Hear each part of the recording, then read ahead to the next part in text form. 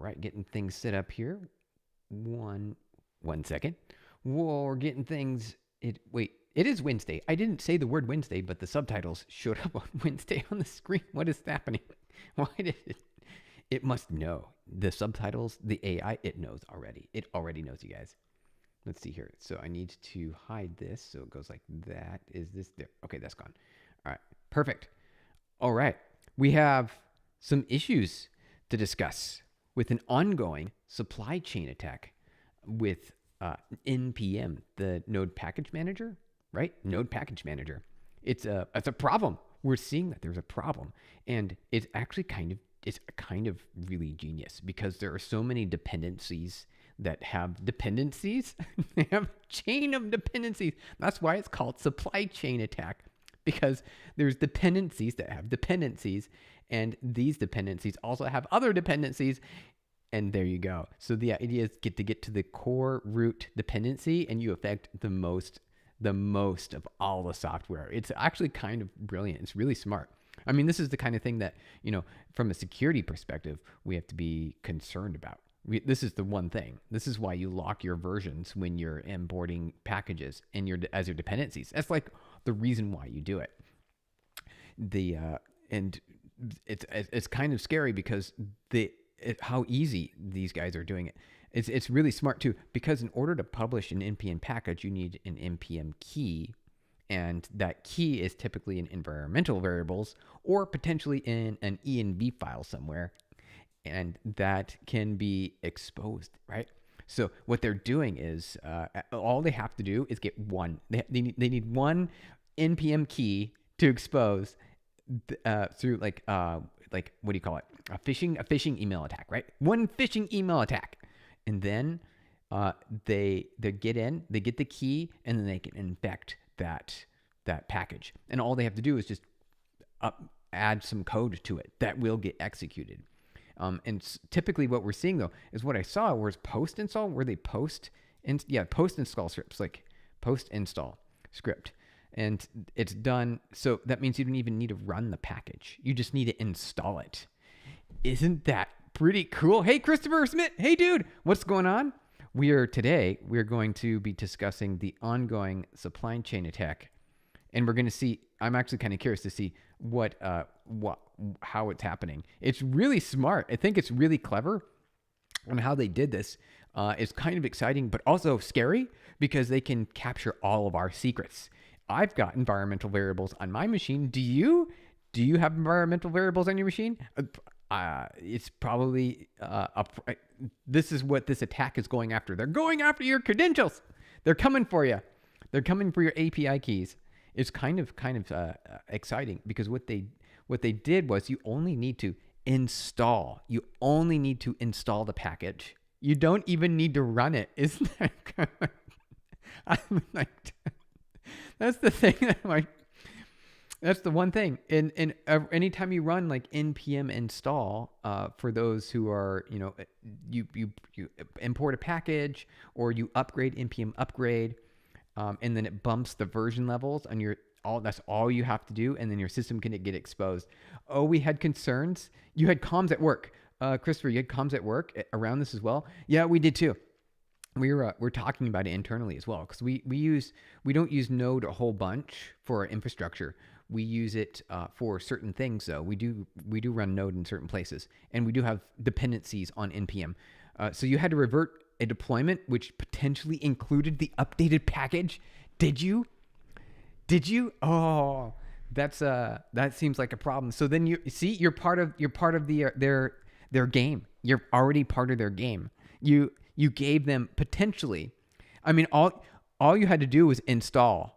It doesn't matter if you deploy it so much, because it's a post install script. So, oh, hey, Quantified Quantum. Hey, how's it going? We're doing a supply chain attack discussion just to mix it up a little bit. I'm kind of curious about what's going on here because it's gotten bigger. You thought it was done. You thought it was done at round 2, but now it's already at round 3. They're already getting further. Isn't that crazy? I think it's really smart, actually. I mean, it makes a lot of sense. So they do it through a post install script. Yeah, the web guys know a bit more probably, but one of the packages were flagged by our security teams. It was the security team got it. Please. Yeah, no, we are pretty good at fixing our versions even on the patches. So we have a very specific and then anytime we upgrade, we only upgrade when our security our security automation system flags it automatically. And we use SNYK, so SNYK. This is the system that I probably shouldn't tell you which like secure, but we use SNYK. We use SNYK. Quantifying Quantum. Please, by the way, please add live in the title. It helps. I don't want to miss the streams. Oh, I didn't know. That's actually a good idea. Okay, so use the word live is what you're saying. Quantified Quantum. Use the word live. That actually makes sense. Okay, so the live streams could be live, and then just use the word live. Okay, gotcha. No worries. We can make that happen. I can make that happen. I'll try to remember next time. I think I can change it. But I don't know. Let me see. Let me see if I can change it real quick. I'll see if I can change it. But yeah, we use SNYK. Let me see. Studio. Let me see. Let's actually see if this is possible. Is it even possible, you guys? I think so. Let's see. Go live. Let me see. Manage. Let me click the manage button. Let me go over here. Can I edit it? Is there a way to edit? It doesn't look like I can't edit it. It won't let me. It just tells me what it is. It won't let me edit it, you guys. You don't have experience with SNYK. Should probably check it out sometime. Yeah, it's really great. They started off specifically with NPM packages. Specifically. This is like their main thing. They started specifically with NPM, and it actually worked out really well for us in this case. Although we didn't have any vulnerabilities like Christopher was describing earlier. We didn't have any. We didn't have to worry about it. We don't have to worry about it. But they started off with just Node, and they expanded. So they go everywhere now. And so we use them, and they're zero-day vulnerability avoidances, supply chain attack, right? Secure your supply chain, and that's what we've done. So it helps a lot. And we rely on it. Let's see here. Let's go back. Let's see. Is it this one? No. Where was the article? We need to go back to the article. Where to go? Here it is. Okay. Let's walk through it. Let's see what's happening, because they in this article they actually had us go through the source code. Like they showed some of the source code. It was actually kind of exciting. So let's see here. Ali Mahed. Hey, Mehdi. Ali Mehdi. Hey, how's it going? Welcome to the stream. Hi, how's it going? We're going through some supply chain attack because NPM, they had even more. It keeps going. It's not over yet. It keeps going, you guys. It's kind of crazy. I was totally unexpecting this. Okay, so today, which is today, it's like right now, we observed a software supply chain attack targeting NPM maintainers publishing credentials. So it's actually really smart. So they not only is this one's a little bit different. It's like the next level. They're going a step further, because not only are they capturing credentials for the NPM package maintainers, they're going into anywhere they get installed where they've infected that package. Anywhere that package gets installed, they're also harvesting publishing credentials. And then they're figuring out which packages that the publishing credentials have access to. And then they're publishing again. And so it becomes this like spreading effect. It's like, they're going to get everywhere. They're going to be everywhere. And then every package will be exposed, and all the NPM tokens in the world will be exposed. It's like, it's too late. It's too late. It's kind of really scary, because like, you can only, going forward, you have to lock. The only way that you can fix it, the only way you can protect yourself right now is to make sure to fix your versions, including the patch number, and keep it static. Keep it static at an older version. Do not go like you got like anything before August, like is probably somewhat okay. And then just keep it there. Keep it stuck there on that version. And then going forward, because now we're in this like massive supply chain attack, and we have to worry about it. Hi, Harry Lloyd. I found an exploit on Google where I can access anyone's photos, providing I know their email address. Are you serious? I have been waiting 3 years for Google to fix it. Harry Lloyd, you can see anyone's photos? Are you serious? That's concerning. That's actually really, that's really powerful. Good job, Harry Lloyd. That's a concerning vulnerability that you've found there. Good job. Uh, definitely, definitely do the good thing and have been waiting 3 years for. So you already told Google. You probably already told Google. You're like, hey Google, check this out. Check this out. I can see your photos. I can see all of your photos, no matter who they are. I can see them right here. Check it out. Harry Lloyd is like, is that what you told Google? And then you're like, here's how to fix it. But they haven't fixed it yet. Is that what's happening? I'm actually kind of curious. Let me know. All right. So, followed by a rapid release of new versions carrying malicious payloads. So this is like this new strategy that they're using that just came out today. This is just today. It keeps going, you guys. New NPM packages get released after the credentials are harvested. And the new versions are carrying malicious payloads, so that way they can harvest even more credentials. Isn't that cool? I think it's really smart, but we should all be very concerned. I feel like we should be concerned. I can see anyone's photo, LOL, even without knowing their details, because people tend to forget they published you can publish public on Google Drive. Oh, you can do that. So you need to make sure that they're kept secret. So you keep them private. So is that what the deal is? Any privately held photos require, but most people keep them public. Is that what's going on? That probably is quantified quantum, right? But all right. So to be clear, this is not the same incident that we've been seeing recently. This is new, nor is it confirmed to be the same actor. It could be someone who's inspired. So this could be a new attacker, and they were inspired by the supply chain attacks, and they're like, we can one up you. We know how to do better this time. We can make it even more malicious by having automatically infect, harvest the credentials off the system. All you have to do is install the malicious payload. You have to install it. That's it. You don't even have to run it, you guys. It doesn't even need to be run. It's just npm install. That's it. That's all it is. Or npm update. That's literally it. One of those two commands will immediately infect your system, and it will harvest your credentials, and then it will look for any packages that you have access to, infect those packages, and then publish a patch version. And then going forward, any other machine, which you're probably working at a company where you have teammates who also run npm update and upgrade, will upgrade your package, download the package. That's all they have to do, npm update or npm install. Guess what, you guys? Their credentials are harvested too. Isn't that crazy? It's really smart. It makes the most sense. Let's see here. So it occurred. So the original one occurred in August. There's actually a timeline in here. Let's go through the timeline real quick. All right, let's check this out. So here, let's go through the timeline, you guys. August 26th, Singularity attack begins, which is, I suppose, the attacker group name. I think it is. It's like these. It's like this. People share their chat, but instead of setting it to specific emails, they make it public. Oh, gotcha. That makes it not chat. You meant drive. Okay. I thought you meant like when you said chat, I figured you meant like, content of some sort, right? Some sort of content or information. You're sleep deprived. Understandable. Yeah, that can get you. That'll get you quantified quantum. You got to be careful with that. Sleep is important. So let's see here. So attackers exploited vulnerable GitHub Actions workflow. Okay, so this was the first attack. Through GitHub Actions workflow, the NX repository to steal an NPM publishing token. So that's what they did. Malicious versions of several NX packages were published to NPM, and it was tracked. Okay, so that was the first one. That was on the 26th of last month.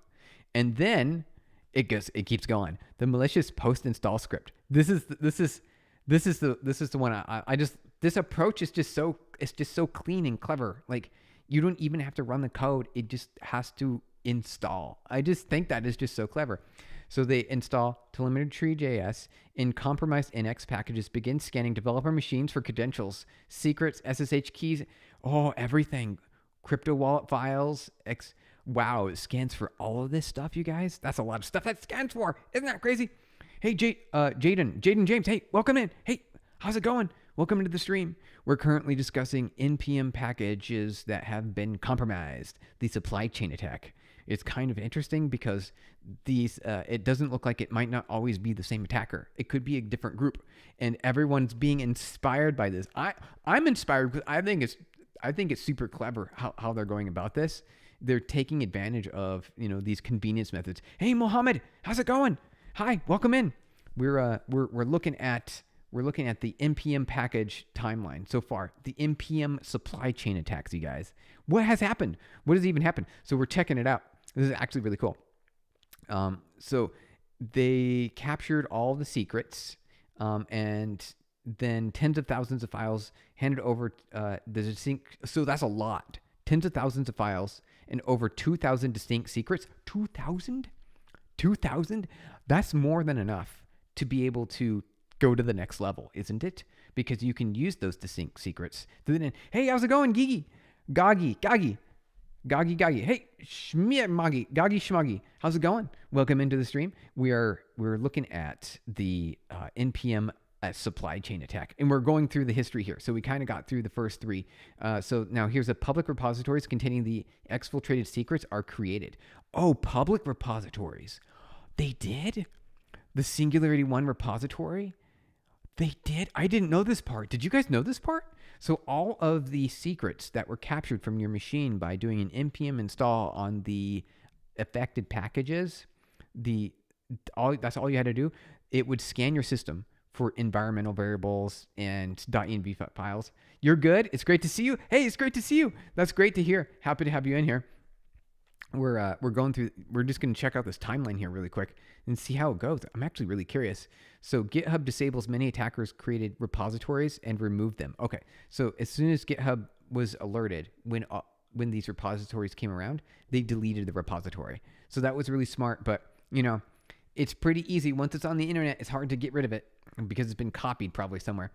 September 8th. So now we're in September. So we thought we were fine. You guys, we thought we were fine. We thought everything was okay. But you know what? It wasn't. We're not done yet. You thought it was over. Another week goes by. A separate yet significant campaign comes to light. Widespread NPM supply chain attack targeting 18 popular NPM packages, including, but not limited to, the debug, the chalk, and etc. So these are obviously debug. That sounds like one that would be pretty popular. That seems like a pretty chalk, right? For I believe isn't it sort of like a terminal for terminal apps, right? To make things pretty in the terminal. I think so. I think what is actually I'm going to go. So still double check. Chalk NPM. What is this?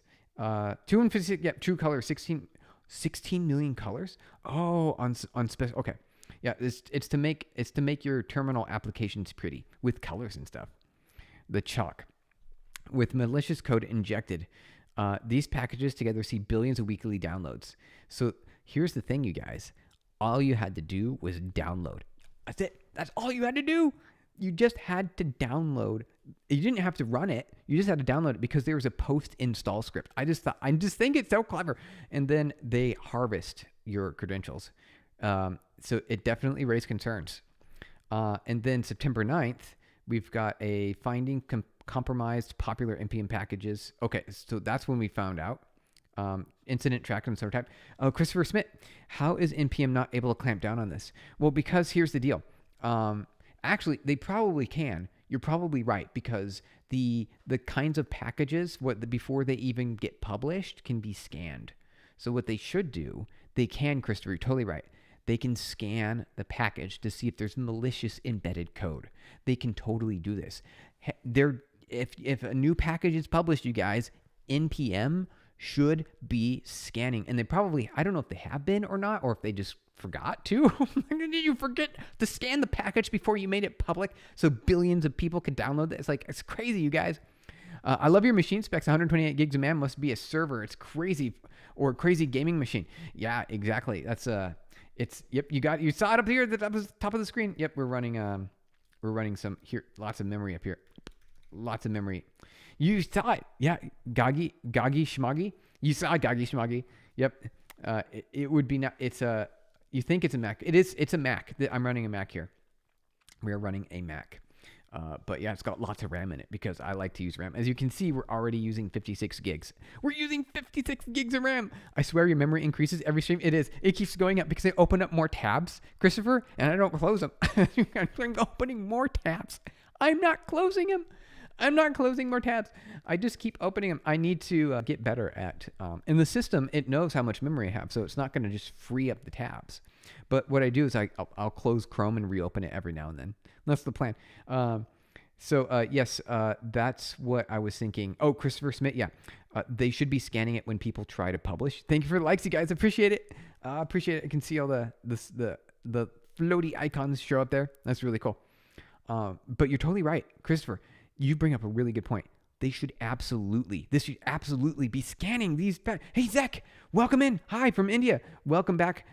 We are talking about the NPM supply chain attack because it got worse again. You thought it was over. I thought it was over. Nope, it's not. His Mac is Chrome. It's Chrome's heaven. Chrome loves this machine because Chrome doesn't have to do anything now. It can just use up all the memory you want as much as it wants. His Mac is Chrome heaven, yeah. Because NPM sucks and they're not scanning. They should be scanning. Why are they not scanning? They're not scanning anymore since they went commercial. By the way, Yarn is much better in this regard. Are you serious? So we should be using Yarn, which is a better package manager because they scan. They scan for malicious code, injected malicious code. We should be using Yarn. You guys. I think that makes it. Every tab goes where it gets closed all over the world. Yeah, every tab goes there when it gets closed all over the world. Oh man, it's yeah, I love my memory. I know every time I think I have enough memory on a system, I always use it all up. I don't know. I always use all of it. And so every time you get a new machine, all right, let's get more memory this time because we know we used it all last time. So let's see if we can get enough at some point. At some point, you guys, there'll be enough memory where we don't have to use it all. There'll just be plenty of memory and you just don't need to use it. But it's all going to go to AI anyway. So what if it's there, we're going to use it. It doesn't matter how much you buy. It's just going to get used all up. Well, every time. All right, so September 16th, here we go. This is basically right now. A new campaign happened. Involves over 180 compromised NPM packages, you guys. 180. Released integrity systems continue. I paid for 128 gigs of RAM. I'll use 128 gigs of RAM. You got it. That's a quote. You quoted me. You got it. It's going to happen. We'll get there. All I have to do is just spin up one LLM. It'll use all of it, you guys. And I'll never have to close any Chrome tabs. And it's going to be used all up. All of it, you guys. So this is what's happening right now. So there are more compromised packages. And this time, it's better. They went even further. Zach, what do you opt in your projects, NPM Yarn? What do you opt in your projects, NPM or Yarn? I've done both. I like Yarn because Yarn helped me a lot when I was using Node to do some AI modeling within Node, which is silly. I know it's silly. You can tell me, Steven, why are you using JavaScript for artificial intelligence? I know, Goggy Smoggy, I know, it's kind of crazy what's happening here with NPM, but you're totally right. So Zach, I used both. I used Yarn a lot for AI in JavaScript with Node.js because I had some packages that I was writing for some of our architecture that I wanted to be able to have run directly inside of our infrastructure, but without having to have dependencies. And there are some advantages and some specific frameworks that gave us access to GPU compute that I wanted to leverage to be able to do training on the models and then import those into our infrastructure. So I used Yarn for that. So Yarn was great. Quantified Quantum. Yeah, the subtitle needs to recognize and us. It misses those every time. The ums and us. Yep, it does. Yeah. Okay, you're right. It does. It doesn't get them, does it? You're totally right. Use Yarn. Use pnpm. Bun. Anything Rust based. Oh, those things are Rust based. Goggy Schmoggy. I didn't know that. Is Yarn in npm? Let's check. So Yarn is Rust based. Is it? Is Yarn Rust based? Actually, kind of curious. Let's see. Yarn Rust based. Rust. Where is it? Yarn. No. Yarn package manager. manager, Rust-based. Is it? Is it? I didn't know. Yarn is JavaScript package manager, not primarily based on Rust. But what about PNPM? What about PNNPM? Here we go. What about this? Is it? No, the NPM package. No, not NPM. I want PNPM. Here we go. Yeah. PNPM is a different thing. Oh, it doesn't. Google is having an issue. You guys, Google's having an issue. It doesn't know. Anything Rust-based also. I would also say, yeah, cargo is good. Goggy Shmoggy, not. Okay. Understandable. All right, let's get back to it, guys. All right, we're going to get back to the article here. Let's check it out, you guys. Let's check it out. Together, these incidents demonstrated clear escalation in both the scale and sophistication. Singularity, which focused on a single compromise package, to the high-profile takeover of popular projects like Chalk and Debug, and now to a rapidly spreading campaign affecting more than 180 NPM packages, you guys. Yarn is older than Rust. Oh, is it? I didn't know Yarn was that. That's interesting. Actually, let's do Yarn Package Manager. Actually, let's get some history on this. Yarn Package Manager. Yarn is a package manager that doubles down as a project manager. It does? Wait, I need to know more about this because I've only ever used it as a project manager. It gets pretty. Look at their website. It's so pretty, you guys. Safe, stable, reproducible projects. Yarn is a package manager that doubles down as a project manager, whether you work on simple projects or industry monorepos. Whether you're an open source developer or an enterprise, Yarn is your back. Okay. This is cool. Stability. Does it have security? Openness? Yarn guarantees that installs work and keep working in the future. That's really smart. That's really nice. Maybe we should be using more Yarn, you guys. We should be using more Yarn. I think we should be using more Yarn. I feel like that's a good idea. All right. From secrets to spread to technical breakdown, the malware is engineered to both exfiltrate secrets and replicate itself.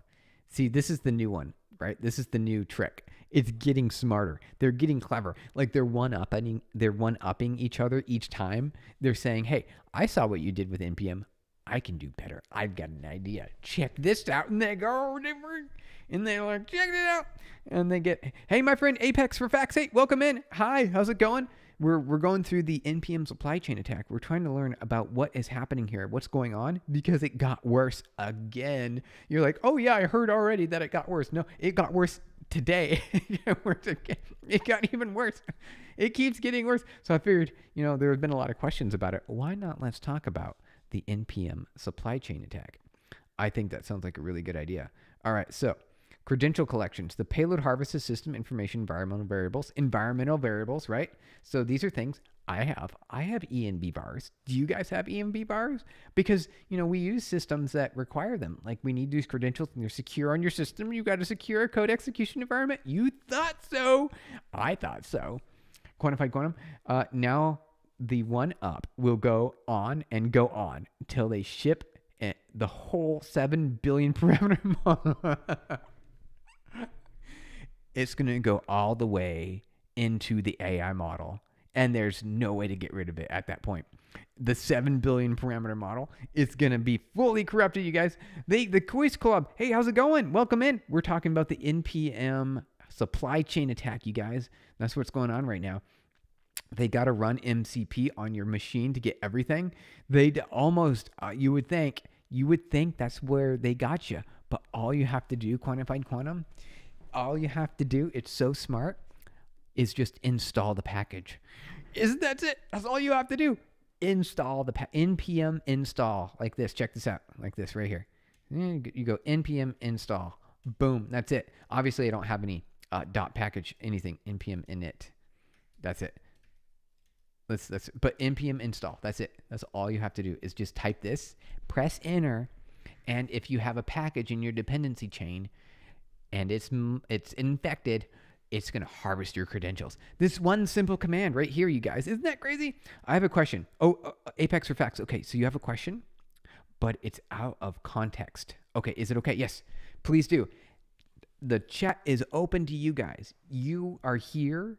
I'm here to chat with you guys. That's what we're doing here. Anything you want to talk about. I do bring to the table the conversation of the day. But if something comes up and you want to know about it and we can chat about it, let's do it, you guys. Let's make it happen. We're here together. That's what we're doing together. Okay.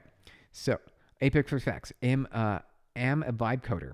Is there software? Oh, how can I connect my projects to Supabase? Ooh. Shyam, hey, how's it going? How's it going? Hello, Stephen. How are you today? I'm doing very good. Thank you for asking. We're going through the NPM supply chain attacks because it got worse. It keeps getting worse. You thought it was worse yesterday? It got worse today again. All right, Apex for Facts. Let's figure this out for you. As a vibe coder, is there software? How can you connect your projects to Supabase? All you have to do, I think Supabase has an MCP server. So MCP Supabase, and then you just install this into your vibe code environment. So if you're using Cursor, Windsurfer, or any of these others, but they have, I do believe, an installation. So you just copy and paste this right here into whatever system you're doing. So if you're using like Lovable or Replit, I think this is all you have to do is copy paste this. And then you put your secret access token right there and you're good to go. Then you've got MCP full access. Isn't that cool? You did it. I hope that answers your question. So here, I'll just copy and paste this to you. This should get you started. I'm going to paste this into our chat for you. There you go, Apex for Facts. That should get you started. All right, let's see here. Gagi Schmoggy. By the way, YARN stands for Yet Another Resource Negotiator. Does it? It's an internal joke. YARN, Yet Another Internal Resource Negotiator. There you go, you guys. That's so crazy. Have you seen Agent Payment Protocol Google released yesterday? Yeah, Shyam. Are you at, wait, that was what our stream was about yesterday. We literally streamed about this yesterday. We talked about it yesterday. Google's Agent Payment Protocol it's written in Python, and it's got just a bunch of, it looks like it's just a bucket of code that kind of manages orchestration of agents working together to make a purchase for you on your behalf. That's literally all it is. And it has prompts baked in. A lot of the code is just natural language. It's like, that's what our coding files are going to look like. It's crazy. I think it was here. Here we go. So yeah, see, we even have it ready. We have it right here, you guys. So like, let's check this out. Show me spoke about that last night, I think. Yeah, Christopher Smith, you got it. Annie Rude. Hey, Annie Rude, welcome in. Welcome to the stream. Hi, thank you for saying hello. We are looking at supply chain attacks today. But your stream is so cool. Thank you. I appreciate it. Thank you for saying. That is great feedback. That is fantastic feedback. I appreciate it a lot. So yeah, the shopping agent, hack the CIA. We could do that, you guys, but that seems like CNM. Are you thinking malicious activities? Is that what you're thinking about right now? CNM, malicious activities? That's not, oh, I missed it, Stephen. Oh, you did? You missed yesterday? Okay. Yeah, see, it's these agents, they I think there was, let's see, agent, maybe the sub-agent wasn't here. See, look, this is the future, you guys. This is source code. We're looking at source code, but oh, you thought it was just source code? Just kidding. It's a prompt. This is what our code is going to look like in the future. It's just going to be a prompt in a file. This is Python? Yeah, it's Python. But actually, it's instructions for the LLM. Isn't that crazy? Everyone subscribe. He's a nice guy. Thank you, Apex for Facts. Appreciate it. I appreciate it very much. Subscribe, yeah, please. That would let's grow the numbers. Let's make them bigger. I do have an objective. I think it would be a lot of fun to get more grow the stream. I want to grow the stream. There is an objective. I do want to get one of those YouTube play buttons. I think that would be really neat. I think that would be so cool. You could get like one of those YouTube play buttons, you guys. And Annie Rude, thank you for the likes, you guys. Appreciate it. I'm basically a Java full stack developer. Randomly got your channel currently in my final year of college. Really? Oh, that's amazing. Good job getting through college. And thank you for the likes, you guys. You can see those little hearts like flowing up there on the screen. It's so cool. Crazy prompt everywhere, isn't it? I know. Look, like you guys right there. It's prompting. We're seeing the prompts right there. It's crazy. I know. And let's see here. So wait, you got your final year of college and you randomly got in the channel. That's crazy. So Java full stack developer. That's really exciting. There's so many. Java is, in fact, a lot of the world. You can see it. Thanks for the likes, you guys. I appreciate it. This is so cool. Oh, the cube, the Q's Club. Hey, hold on. You've got a long chat message here. Let's check it out here. Let's check it out. What is the best ML algorithm? I have a favorite. It's called Support Vector Machine. I like it. My favorite, SVM. SVM. Support Vector Machine. What is the best ML algorithm for an unpredictable pattern like stock markets? Oh, transformer. You want a transformer because the other day a fellow YouTuber created a Bitcoin prediction model which had a really good accuracy. I think we should do it. Wouldn't that be fun, you guys? We should track markets is what we should do. So you want to do it like this. So do PyTorch transformer. Do PyTorch transformer. Here you go. And what you do is the input tokens are going to be the stock value and maybe the ticker ID. And then you can go a step further. It's 12:10 a.m. right now in India. Oh, that's really late, you guys. Here's what you do. Here's what you do. The Q's Club, check this out. So use a transformer. Your input data is going to be the historical price. And you also want to attach NLP. And you want to go further. You want to also embed the price of other tokens or other market indicators like other stock prices and news articles and historical news articles. Embed that into one context window and then you train it over a series of maybe days. You don't want to overtrain it beyond maybe a year because previous years are going to pollute the. You can tell I've done this before, haven't you? You can tell because I'm giving you the secret answers to this. You only want to do about a year's worth of data. Don't go any further back because the history is different. We're going forward now and AI is everywhere. So this is it, you guys. I hope that answers your question. So you use a transformer and then your input data is going to be the price of the coin and the news affects it a lot. The stock market and the crypto market is affected by the news, like the sentiment of the news. So what you do is you grab those news articles and then you run NLP over them, natural language processing, NLP algorithm, and over news algorithms, natural language processing, which can interpret things like, is it positive or negative? Right? You can see if that article is positive. XS, hey, welcome in. Happy to have you here. Thank you for joining in the stream. We're talking algorithms right now because the Q's Club was like, oh, Black Swan events is unpredictable. Black Swan events unpredictable though. So here's the deal. Q's Club, here's the deal. You only need to be better than 50%, right? That's it. That's all you have to be. You need to be better than 50%. Black Swan events are not predictable, and it's okay. You don't need to worry about those things. All you have to do is be better than 50-50, you guys. That's it. And so be 51%. And then you can profit continuously, but you can go better with the transformer model and the tips that I'm giving you right now. You can easily achieve maybe 60% or higher, and you will profit. You will profit, you guys. Goggy Schmoggy, 15 years as a full stack developer. That's a lot of years. That is a lot of years. You are a professional. 15 years absolutely counts as a professional. Good job. You did a good job, guys. Keep going it. Thank you for the likes, you guys. Appreciate it. I like all the hearts. I can see the heart icons flow up there on the screen. Any tips for searching internships? Oh, good one. Yeah, thank you for the likes, you guys. Woo. I can see all those like different icons. I put them up there. You can see them. Oh, wait. Okay, hold on. Tips for internships? Yes, I do have a tip for you. Steven, you missed my question earlier. Christopher, thank you for mentioning.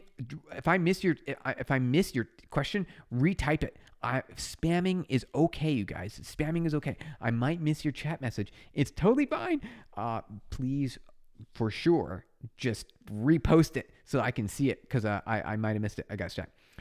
Any tips for being an intern? So real quick on the internship. But Christopher, I want to see if I can find your chat message. Where'd you put it, Christopher? He spoke about it last night. Yep, that's what I see. Christopher, did your message might not have come through. I might not have gotten your message, Christopher.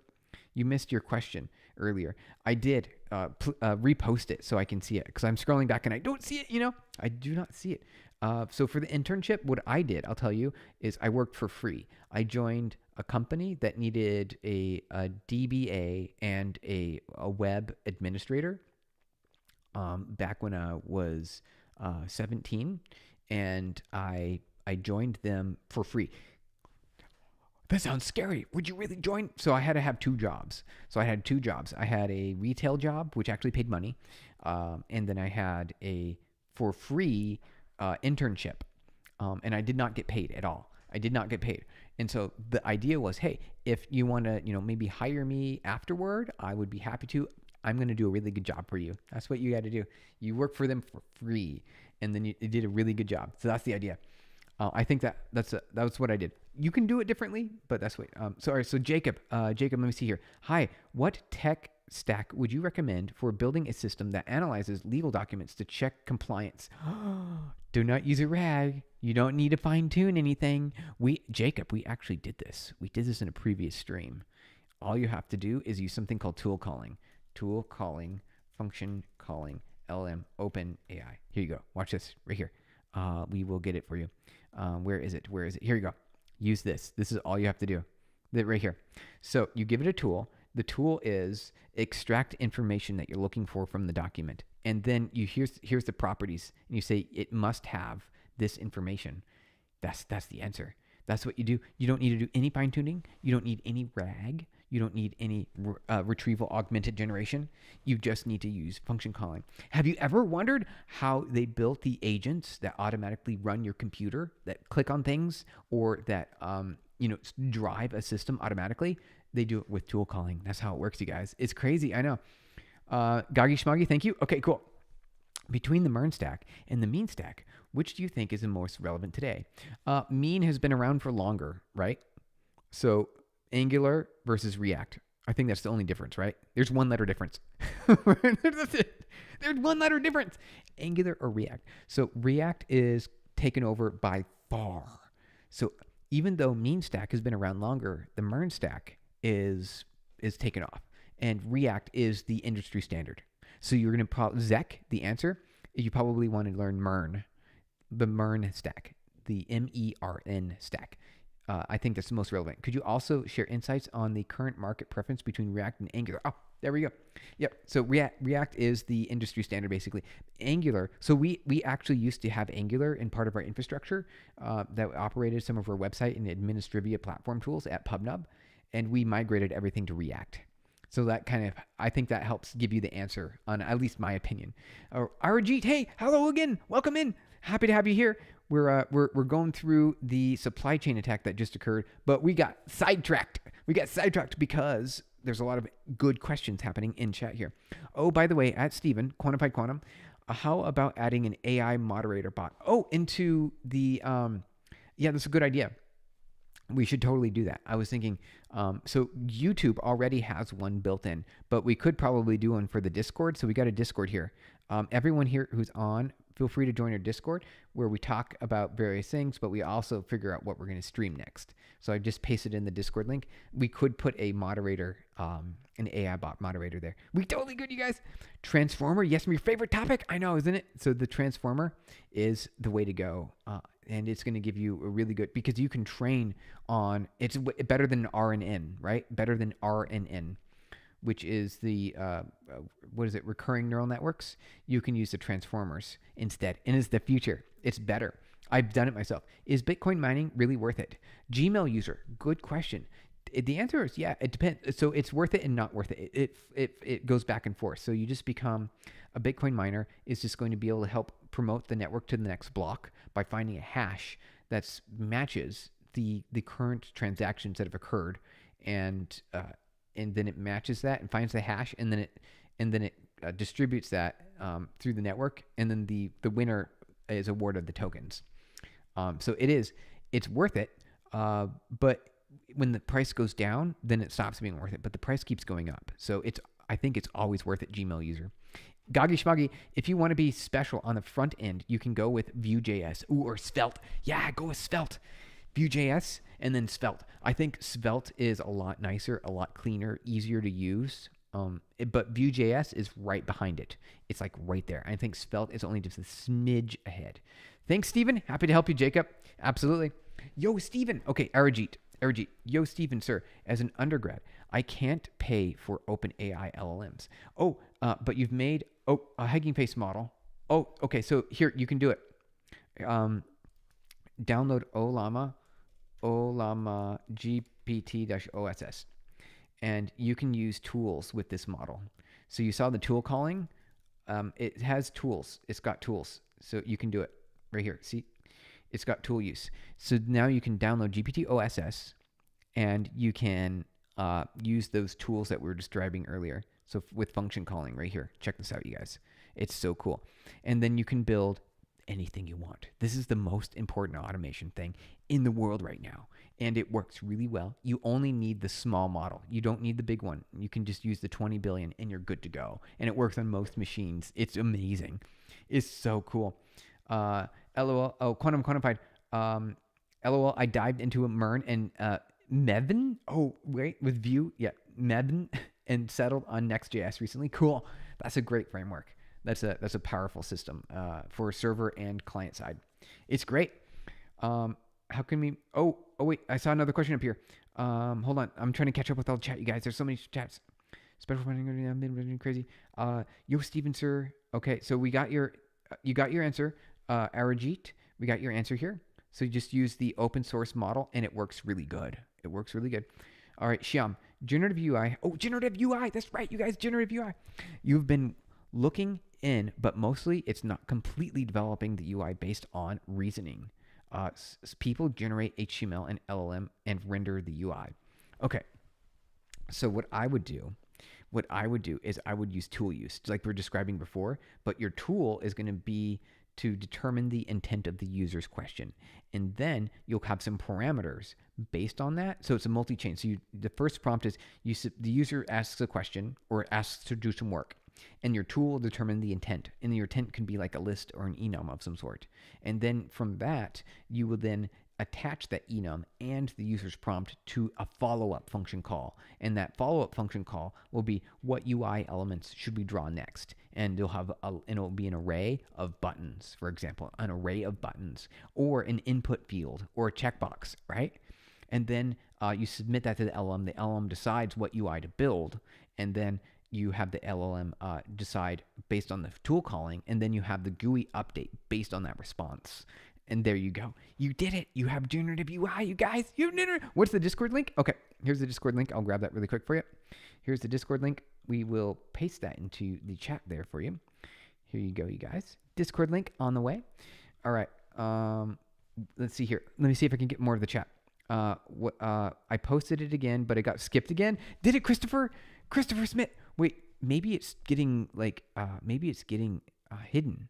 Like maybe I'm not able to see it, Christopher. I'm scrolling up and I don't see it. So maybe it's getting moderated. Wait, I only see. So here, I don't know if you can see it very well, but here's my chat. So let's scroll down. So Christopher, I posted again. I blame you. But the post my question, it gets missed each time. I know. I'm sorry, Christopher. But I don't see it. So let's scroll here. I see, it's not showing up for me. I do not see Christopher. Literally, the last thing I see from you here is Christopher, he spoke about this last night, I think. That's the last thing I see from you. I think what's happening is Google is moderating you. I think Google is moderating you. You might have to reword the question, Christopher. Sorry about that. XS, best ways to serve a locally installed model in async way to handle. Yeah, okay, so Olama is my favorite. So you just run Olama and it exposes a server on port 114311, I think. Olama default port. I think it's 11434 is the default port. And so you just submit HTTP calls asynchronously. There you go. You guys, there you go. That's how you do it. And it does it async, handle multiple requests concurrently. Have you tried VLLM? So yes. Okay, so that's the answer. So if you want the fastest possible optimized fused kernel, I think it's called VLLM. OpenAI GPT OSS has the recommendation for it. So let's see here. GPT OSS GitHub. Here we go. And then this tells you the best way to run a production version of that. So I think you were right. I think you were right. It is VLLM. I'm pretty sure you're right. But it does require, see, here you go. Using UV for Python. Thank you for the likes, you guys. Appreciate it. I can see all those hearts. I love seeing those heart icons float up there. What are we doing today? By the way, we are doing NPM supply chain attack, but we keep getting distracted, which I'm totally fine with. I'm totally fine. I love the distractions because we're here for you. Your chat messages we are talking about, and we're gonna make it happen. That's what we're doing. That's exactly what the plan is here, you guys. That's what we're doing. So let's go through this. So yes, I think it is VLLM recommends UV for Python dependency management. You can use blah, blah, blah. Where is it? For production. Let's look for the word production. Here we go. Okay. So do not use PyTorch, Triton, or Metal because they're not for production. Olama is for your local testing on your local machine. And then I believe you're probably right. I think it is the preferred option is, yes, here you go. This is it right here. Here's the answer. Here's your answer, you guys. VLLM. Here's why. VLLM has built-in fused kernels for optimized inference. There you go. That's basically what it is. It's just faster. Okay, let's see here. Lots of chats going on, you guys. Lots of chats, you guys. That's so weird. I'm asking if PubNub is similar to Socket.io. Oh, Christopher, I finally saw it. Maybe it complains about Socket.io when you add the full stop. Yeah, so you're right. Christopher, you're totally right. PubNub is like Socket.io. PubNub, Socket.io. You're totally right. It is exactly. PubNub and Socket.io are both technologies for building real-time applications, but they serve different purposes and have distinct advantages. Socket.io is JavaScript, and is JavaScript, and it's self-installed. PubNub is proprietary with patents, and it's written in C instead of JavaScript. Thank you for your likes, you guys. Appreciate it.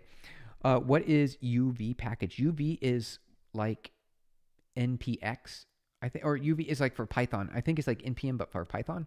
But it's like pip, but UV package manager is just another package manager for Python. It's extremely fast. So UV package manager. We're thinking of all sorts. We're talking about package management, you guys. We're talking about package management. And yeah, there you go. Thank you for likes, you guys. Appreciate it. Let me see if I missed any other chats.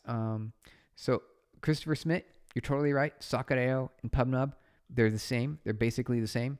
But PubNub is a globally distributed network, and we run on all of Amazon's availability zones, like a CDN, a content delivery network. Your users connect to the closest data center on Amazon, and then you're able to automatically exchange data locally and remotely and have the fastest possible connectivity available.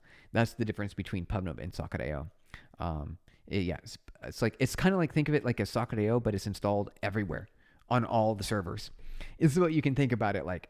That should be it. A good answer. Let me know if that was a good answer. The Quiz Club diffusion model feels the way to go for generative AI. What do you think? Diffusion model. Okay, so diffusion model is great for if you're generating like images, right? For diffusion, you're going to be outputting. The idea is that you train a model based on static, and then you unstatic the image, and then you keep training the model, and it just keeps repeating through until it gets like a really pretty picture. But you probably only for videos and images, but it could do really good for stock trading and Bitcoin price tracking for future predictions. I don't know. I've never tried it. I've only ever tried RNNs and ANNs, of course, and Transformers. And I think Transformers did the best job, you guys. Transformers did best. Let's see here. Let me see if I can get through some of the chats here. Shyam, okay, so I'm running behind on the chat. Sorry, guys, I'm running a little behind on the chats. Cool. I built an architecture with supervisor and sub remote agents, which would give me result. And finally, based on the user query to component agents, may I generate it, but it doesn't seem modular. That's a good question. All right, so cool. Wait, let me read. Thank you for the likes, you guys. Appreciate it. Shyam, let me see if I can reread your message. Cool. I built an architecture with supervisor and so a model that is learning from some structured data remote agents, which would give me a result. And finally, thank you for your likes, you guys. So many likes. I like to see that. It's so cool. There we go. You can see them on the stream. You can see exactly what I'm looking at.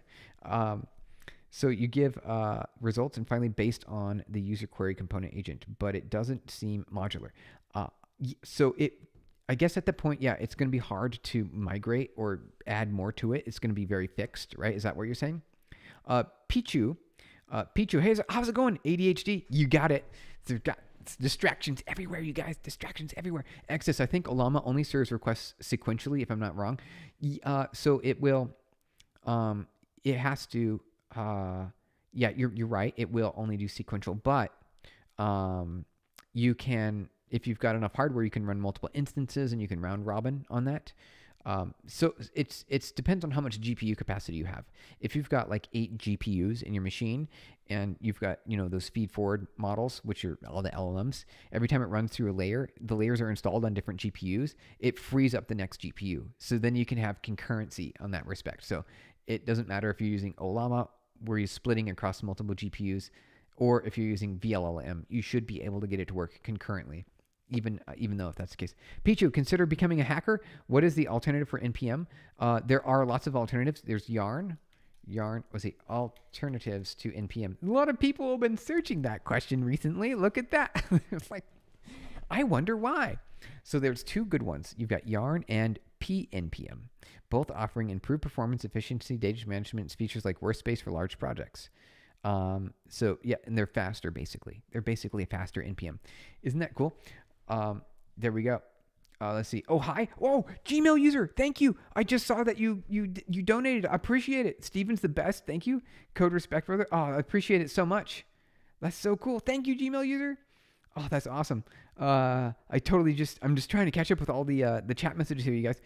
Think of PubNub as a service that focuses on latency more. Yes, quantified quantum. If we focus on latency, we want to make sure that it's as fast as possible, because the fastest possible means a really good user experience. And we want to make sure that we have that. And that's available to you. Thank you guys. I appreciate it so much. This is so cool. I love it. You guys are amazing. You guys are just so wonderful. You're so wonderful. It's amazing.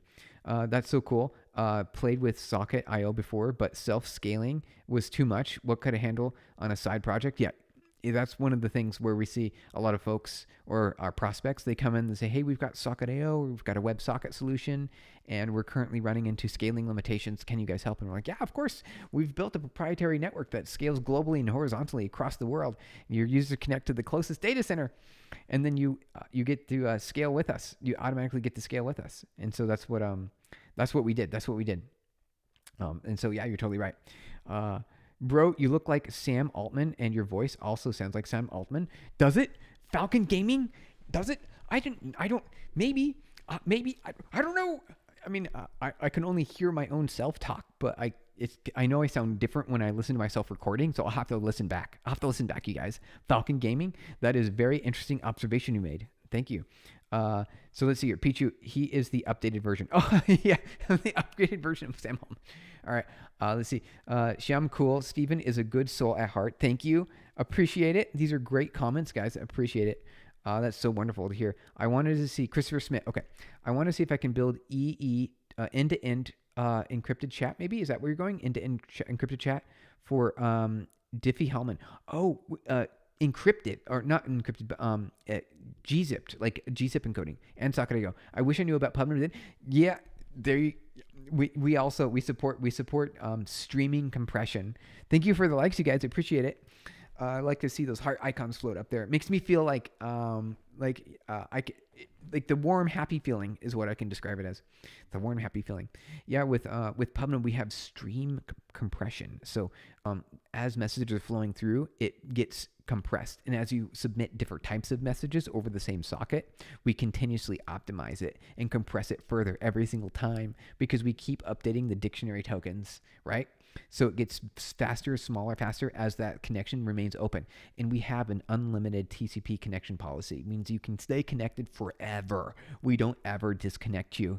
We want to make sure that you're always on, because not only does it help you maintain an excellent connection and good experience for your users, but it helps us too because we are optimizing on your connection and giving you the exact bytes that you need. And so it's more cost effective, and it's cheaper, and it's faster.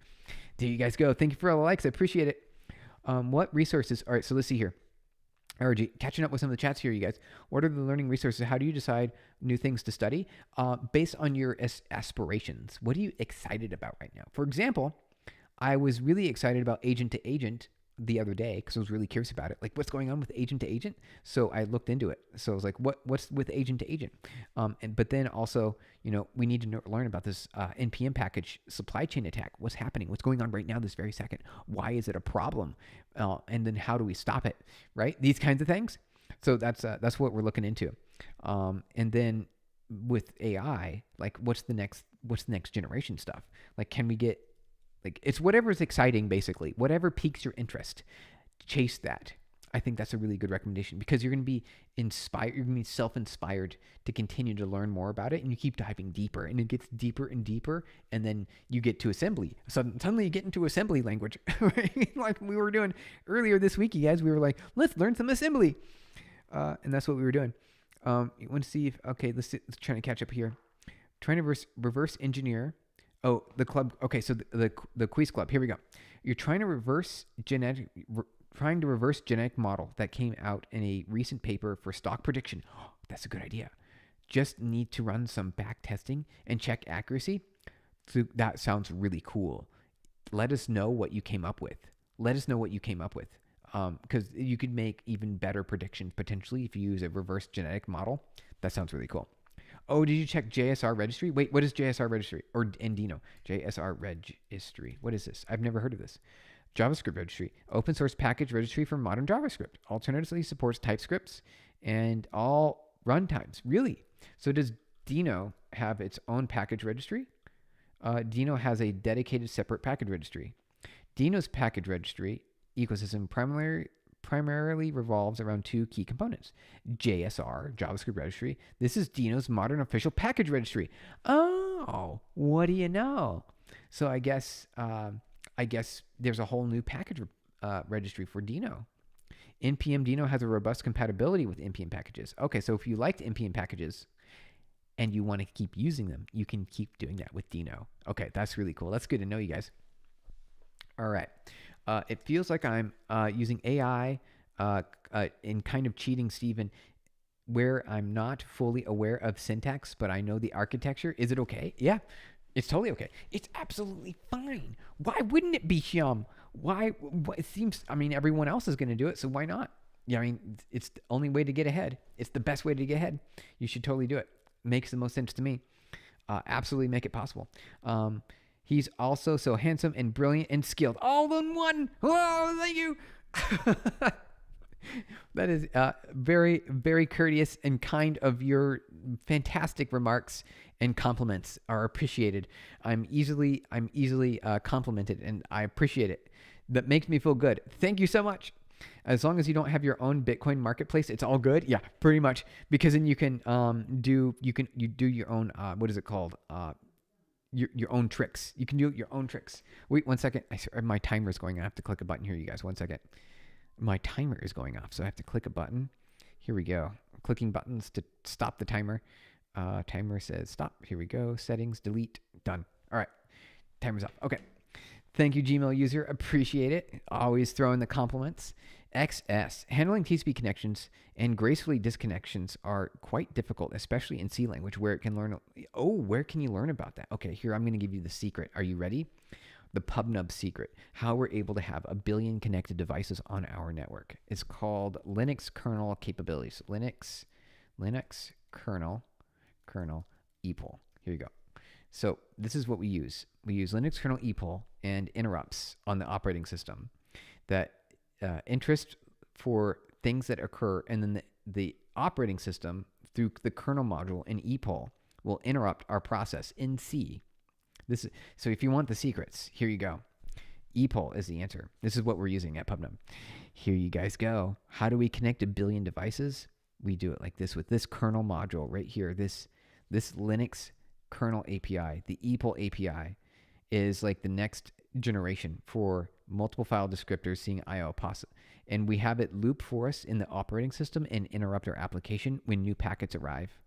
And that allows us to have immensely high concurrence. Amazing high concurrence is what we did. That's how we did it, you guys. If you are curious about how we built connectivity to 1 billion devices, we wrote our network in C and we use ePOL. That's the answer. That is the answer. Hope access. I hope that gives you the answer. JSR also works on the node and bun, I think. Node and bun. Yes, JSR. The creator of Dino and V8 or no Node is was it Ryan Dahl? I thought Ryan Dahl was. I thought it was Ryan Dahl. Was it Ryan Dahl? But JSR might also work on these projects as well. Let's see here. Evening Blood. Hey, how's it going? Abuti, how's it going? Quiz Club. Regarding Shyam's question, it's a competitive world. Yeah, you're totally right. We're in a competitive world, you guys. We are in a competitive world. Survival of the fittest. Pretty sure you know. Yeah, so the Quiz Club, you make a really good point. We all have to take advantage of all of our capabilities that exist at our fingertips. So if you have to use AI and then you have to, use that as an accelerator, everyone else is going to do it. Everyone else, they're doing it already, you guys. They're doing it already. So you guys have to too. The goal tonight to make Steven blush on camera. You got it, Christopher Smith. You got it, Christopher. You're getting the goal. We're figuring it out. And the whole plan was to talk about the supply chain tech, which we did. We actually got through a lot of it. So I think we're doing pretty good. David Black, hey, how's it going? Thanks, guys. Thank you so much. Thanks, Steven XS. Thanks, Steven Shyam. Thanks, Steven. Cool, thanks. The Quiz Club. Yeah. David Black, sorry for the side topic. Can you please elaborate a little more on how you stay motivated and so cheerful?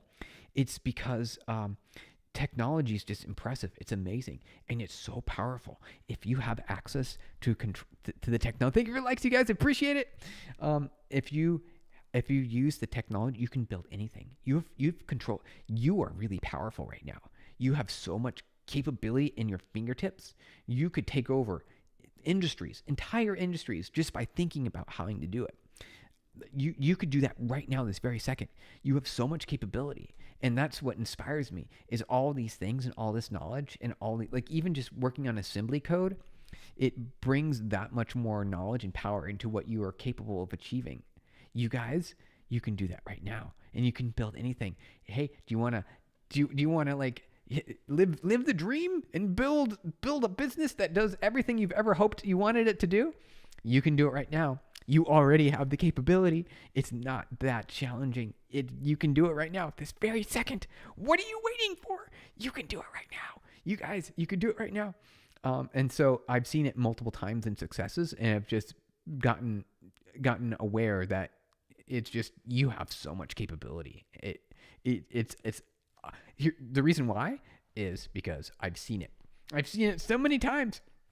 All right, that was like a long rant on that. Sorry. But yeah, David Black, that's the cheer. That's where the cheer comes from, just to let you know. Also, mostly because you guys are here. And here's the cool part. Because you guys are here and you also share in my excitement, I get to share my excitement with you, and it's appreciated. And that's what that fact right there also helps the excitement by a lot. So thank you, you guys. Thank you to you. Thank you. All right, Quantifying Quantum. Yeah, Ryan Dahl is also currently in lawsuit against Oracle. That's right. So Ryan Dahl, because the JavaScript trademark is owned by Oracle.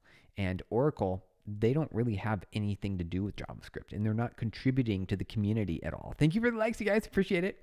You are the GOAT, greatest of all time. Appreciate it, Gmail user. That is amazing. I love to hear it. Yeah. So Ryan Dahl is doing the good work for the community, the JavaScript open source community that has the largest, most heavily used language on the entire planet is JavaScript, because the web and the servers, and it's baked into scripting engines. It's everywhere, you guys. It's everywhere. Arajit, do you think MERN is too saturated now? No, I don't think so. I think that is a good thing, right? Because that means that your job is needed. It's needed. Your skill set is needed because it's so widely prevalent that React is around. So I think it's a good thing. But you're a novice in the industry and you think that undergrad, that's why my questions are silly. Like these, they're not silly. They're actually, they're very necessary. You're talking about the right things, Arijit. You're talking about the right things. So, just keep asking those questions. Okay, here's what we're gonna do, you guys. I finally was able to get through all the chat messages. It took me a long time. We've got a few more minutes here, and we do have to get going. I do have to get going to the next meeting that's coming up here in less than 10 minutes, but I got to go a little bit earlier just to get prepared for it. So what we're going to do is we're going to see if there's anything interesting here on this article, and then we'll call it a day. We'll call it a day. Thank you guys for hanging out with me. But we have 10 more minutes to go, and then we will be done for the day. So here we go. Let's see here. I know we have to jump ahead. Is Rust a popular choice for large language model evaluations at industry level? So I think majority is going to be VLLM, which is going to be the big one. I think that's the big one, right? VLLM. But Rust does have some really good considerations. So yeah, so you can Rust GPT OSS. Let's see if we can do it. Does it allow us? Has anyone done it yet? I don't think anyone's done it, you guys. I don't think so. But you can do libtorch and Rust, and you probably can import the weights. Thank you for the likes, you guys. I appreciate it. How did you learn the assembly? Oh, we did pretty good. So here, let's see here. Let's go CD. What is it? Desktop assembly. So we did pretty good on our journey for learning assembly. But we're going to take a break, and we'll be back to it. We'll be back to it again later. There's more stuff I want to learn. I think I did okay. So I know how to build a function. I know how to pass arguments to the function. I know how to do some basic math like add, remove.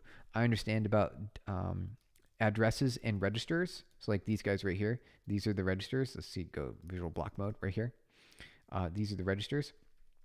And so there's a lot of cool things that assembly has compared to higher level languages. It's really neat. It's really neat, you guys. All right, Stephen, it took a side. Cool. Yeah, project today. Yep, pretty much. Exactly. Gonna take a look at it. That sounds really cool. Absolutely. Let us know. Definitely let us know. Excess, thank you for all the suggestions. Really appreciate it. Have a great time ahead. Thank you so much. Okay, here you guys, you go. See you next stream. Cool. See you next stream, Quantifying Quantum. Let's see if there's anything else. I wanted just to look at this really quick. I saw there's a screenshot of screen harvesting, and I wanted to see which assembly are you teaching? This was X6. So we're teaching ourselves because I didn't know assembly. I still don't know assembly. There have been other folks here in the chat that knows assembly. MIPS, ARM, or X80s and 86. This is ARM assembly. This is ARM. Yeah, for Mac. Here you go. There you go. ARM assembly for Mac. And it turns out, apparently, because ARM is a pretty advanced instruction set, they've got instructions that allow you to pass in multiple registers all in a single instruction. Now, of course, x86 does too, especially with the newer Intel architectures. There are a lot of options there as well. But yeah, I hope that answers your question. Okay, you guys, I do have to get going, but this is the last thing I wanted to take a look at here, and then we'll get going for the day. Okay, so here's this harvesting secrets. Get all secrets.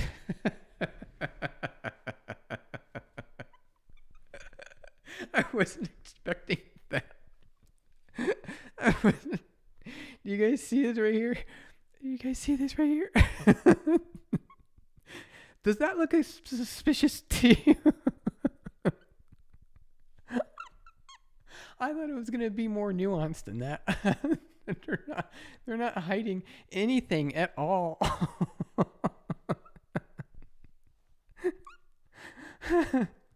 And it's even repeated. It's up here too. Time flies when you're having fun. Christopher Smith. Yeah. Oh my God, you guys, this is crazy. I was not expecting the get all secrets function. Good job, you guys. Good job. You win. You deserve the tokens. They deserve the not. Oh, and hey, wait a minute. Those are supposed to be secret. I know. I just can't believe it. and this article is all serious. I was like, this is a big deal, guys. You got to be paying attention. And right here, get all secrets. Get every secret. Get all secret values. I know. Good naming. I know. See, this is actually the sign of a seasoned engineer who knows how to name methods inside of an object, right? Because you know what it means. You know exactly what that function's going to do. This is high quality, expert naming, but at the same time, it goes against the principle of trying to covertly capture these tokens. It's not getting away with anything with this method name. At least they're honest. Yeah, you're totally right. At least they're honest. That was really funny, you guys. I hadn't laughed that hard in a long time. What is this all about? Can you explain it a little bit, please, MathTube? Hey, MathTube, how's it going? We're wrapping up stream here, so we do have to get going, but we're looking at the supply chain attack on NPM, and we're looking at some of the source code that was used, and the method name just took me there for a second. It got me. It might actually be a sign that AI was used. Oh, you might be right. You might be right, not Owen. They're probably using AI to do these things. That's a really good point. Why code anymore? There's no point. There's no point. Yep.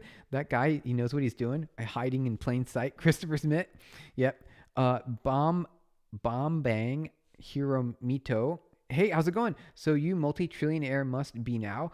Not quite, but thank you. Thank you for asking. Said, hey, how's it going?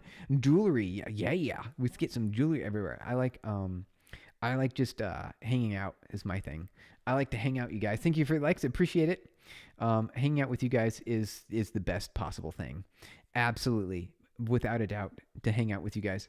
It's a lot more. It's way better than jewelry. Why would jewelry can't bring you that level of happiness. What you guys are having right now as we're talking, this level of jewelry, no amount of jewelry in the whole world could ever compare to what you guys. AI Thanksgiving. Yep, you got it. And the kids. Absolutely. MathTube. Oh, hi. So you are discussing about the supply chain attack. Yeah. And the code. We're in the code. Yeah. And so we're just kind of walking through it. So here's some screenshots. Automated creation. Oh, thank you for the likes, you guys. Appreciate it. We are almost done, but I do have to get going to the next meeting here. What's worse than token stealers? Vibe coders that token. Yeah, what's worse? Exactly.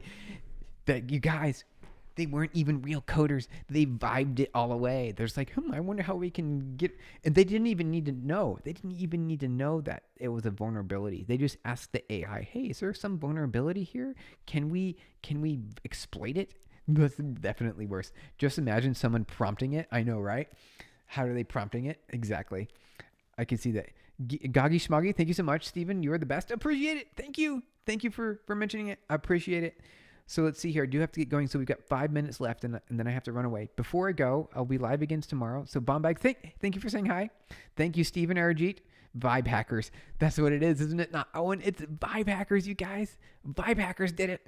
The vibe hackers, the greatest threat in the world. We never knew. They just use AI, and all this code that we had spun up around the world to be stable and power in industry and e-commerce.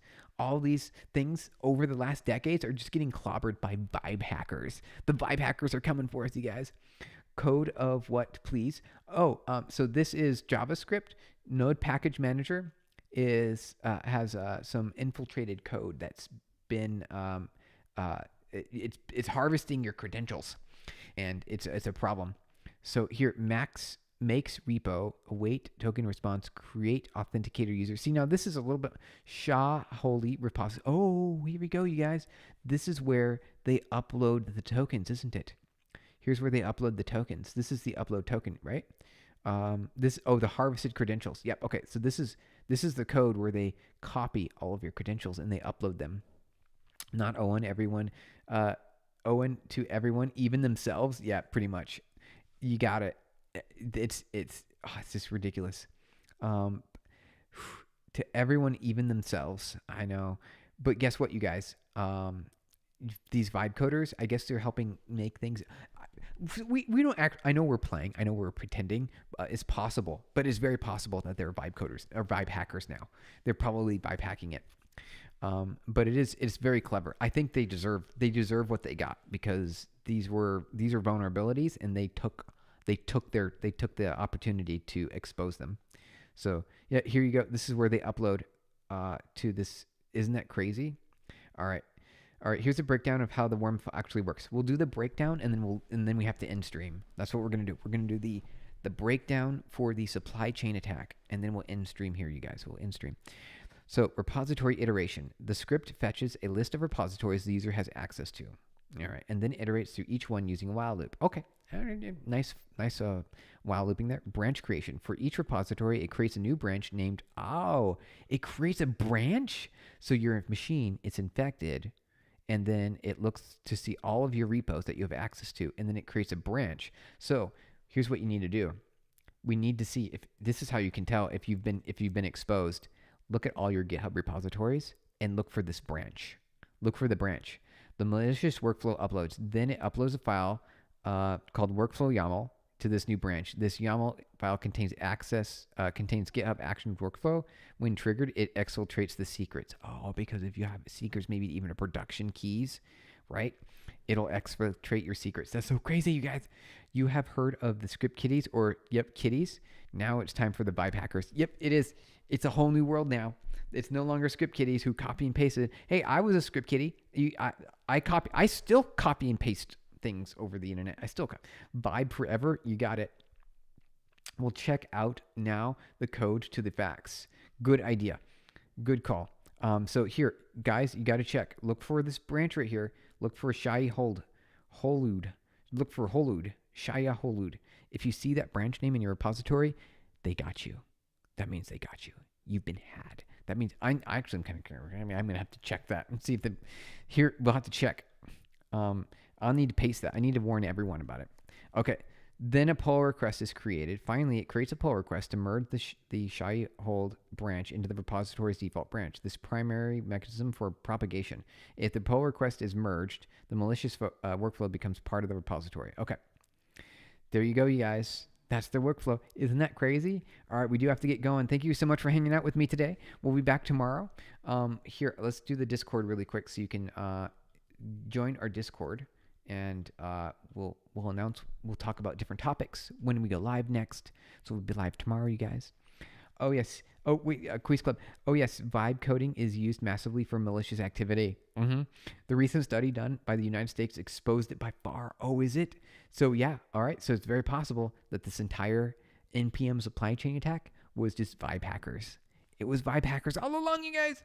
Thank you for hanging out. You guys have got to get going. You stalking me, man. I'm sure about this. Give me my compensation. Yep, you got it. That's one way. You can request it. You can request Joshua. Yo, have a good day, bro. Thank you, guys. We're heading out. Thank you, man. Have a good night. Thanks, man. David Black, appreciate it. Goggy Schmoggy, thank you for joining. Joshua, it's great to have you here. Thank you, everyone. Quantum, not OM. The Quiz Club, everyone. Arajit, good night. Thank you, guys. It was fun hanging out. We'll be back tomorrow. Here, we're clicking the goodbye button here. Here's the goodbye button. As soon as I click the yes button, it's gone. Thank you for hanging out, you guys. We'll see you tomorrow. Subscribe for the notification when we go live next. Cheer, brother.